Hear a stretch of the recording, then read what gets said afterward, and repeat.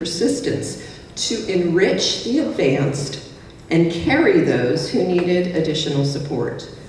Donnell Graham should not only be recognized as a remarkable teacher, but also as a living standard of the type of educator of which our present-day education system is so desperately in need. Devoted, persistent, knowledgeable, but more important, student-focused and learning-centered, weaving a beautiful song into every one of her students' lives. Andy Rooney once said, "Most of us end up with no more than 5 or 6 people who remember us. Teachers have thousands of people who remember them for the rest of their lives." Donnell Graham has those thousands of people who remember her not only as a remarkable educator, but consider her a dear friend. I am proud to call this remarkable woman of the future my dear friend.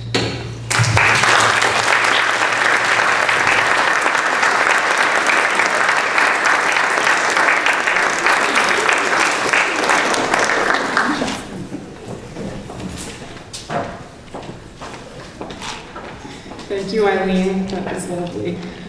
Get me all choked up. I'd like to thank the John Annie Glenn Museum for this award, as well as donors and visitors who support the historic site and its educational mission, and also to my dear friend Eileen for your kind introduction. I'm honored and humbled to even be considered for this award. I can only hope to serve my students and be such a positive role model as Annie Glenn.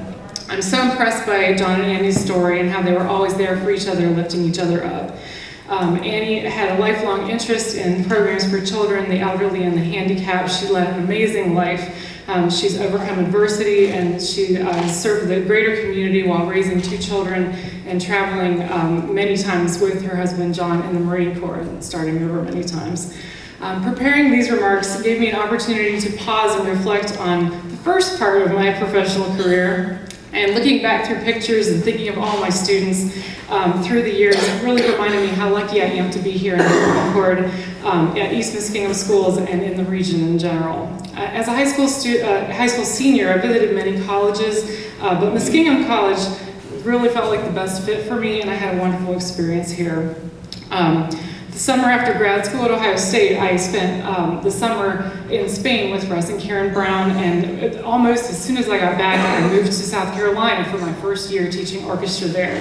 I remember coming home at Christmas time and driving through the town and seeing the lights and the Christmas decorations and all the snow, which we didn't have in South Carolina, and I thought, this is really where I want to be, so I moved right back. I love this community and the people who make it so special. I've been asked if it's strange to teach where I attended school, but I really do feel deeply rooted here, and I hope I can make the biggest difference blooming where I was planted. If this award is about being a part of something bigger than yourself, then for me that is the students that I'm privileged to teach, the district and local community, and the music education community. I get back so much more than I give, and on most days my work is like play. Just the other day at String Sounds rehearsal, I said, I love my job. Really? Yeah, I really do. Through the bus trips and the camps, the giant concerts and the intense contests, the truly inspirational to the insanely goofy moments, I wouldn't trade it for anything. People comment to me, isn't it fun to play music all day with kids? And it is, but it's so much more than that. Most of all, I enjoy getting to know the students, many of whom I've had in class for several years, and trying to help them navigate through these difficult middle and high school years. On another level, I truly believe that music reaches students on a different level than other subjects. It's the original cross-curricular subject area.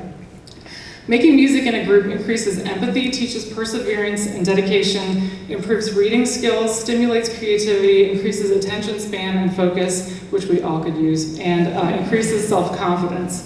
My first priority is to expose as many students as I can to high-quality music through participation.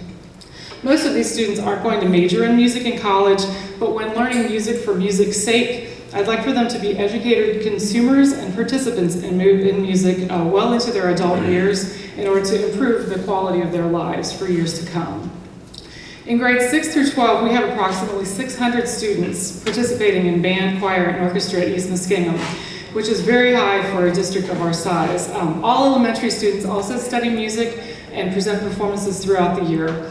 I encourage you to vote for our upcoming levy to build and maintain quality facilities to support these quality programs we have. And I wouldn't be a very good committee member if I didn't mention that. Go to muskylevy.com. I'd like to thank my role models, my wonderful parents, my dad over here, his friend Joanne Neff. Also, my mom Darlene, who is with me every day in spirit. Also Nancy Evans, who could not be here today. And my agent, Carolyn Parks. That's my little running joke. Thanks to my husband Matt, who couldn't attend today, but has provided the love and support through all these years we've been blessed to have together. I'd like to thank my mentors, Carol Lyle and Karen Brown, my colleagues, past and present, my supportive school administrators like Barb Hansen and Jill Johnson, my family and friends who are here today, my brother DJ and his wife Marcia, wave, hi, my brother Daryl and his wife Sue, and my Aunt Joanne and Uncle Jim Sims. Just really thrilled that you could all be here today. Future Remarkable Women implies that I'm young, which is, I think it's awesome. I feel it's more about the futures of my students and helping them to prepare to lead happy, successful, balanced lives. And hopefully I'll have many more years and many, many more students. Through music, I hope to encourage students to serve causes greater than themselves in the spirit of Annie Glenn. Thank you.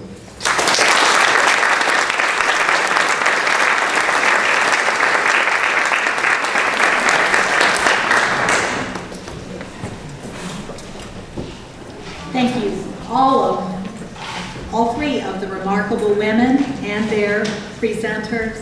We couldn't have done it without you. Thank you for saying yes. I hate to say I feel like Dawn Kendrick, but nobody said no to me.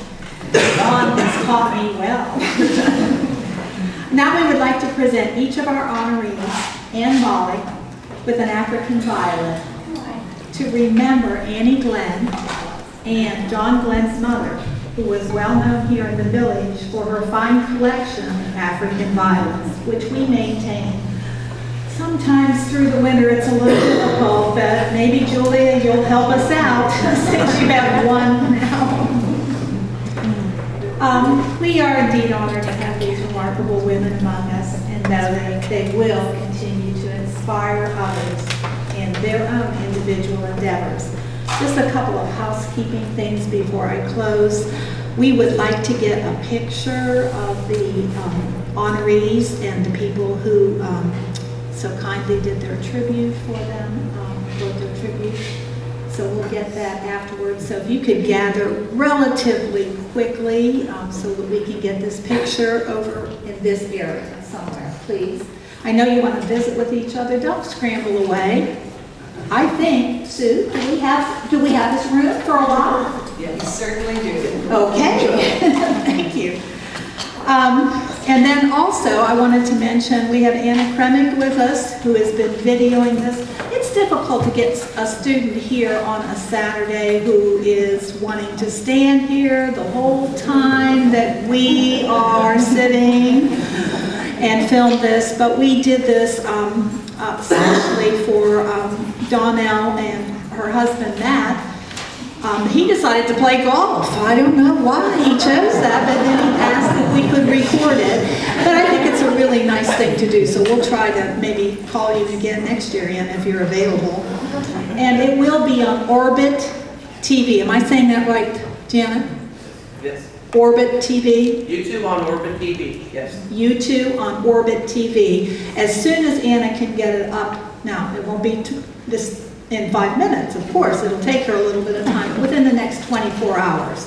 So if you want to relive this, you can watch it again, or if someone missed it. And I think you can maybe tape it or copy it off yourself if you want it.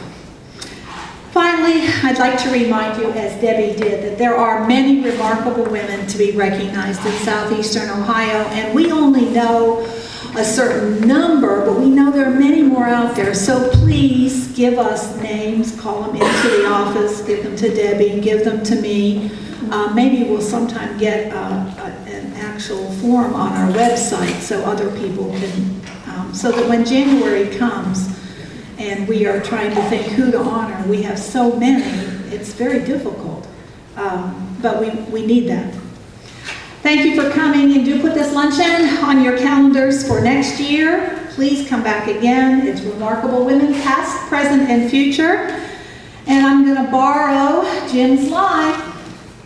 Happy days, and maybe we can all raise our cups. I saw some of you doing it. Happy days.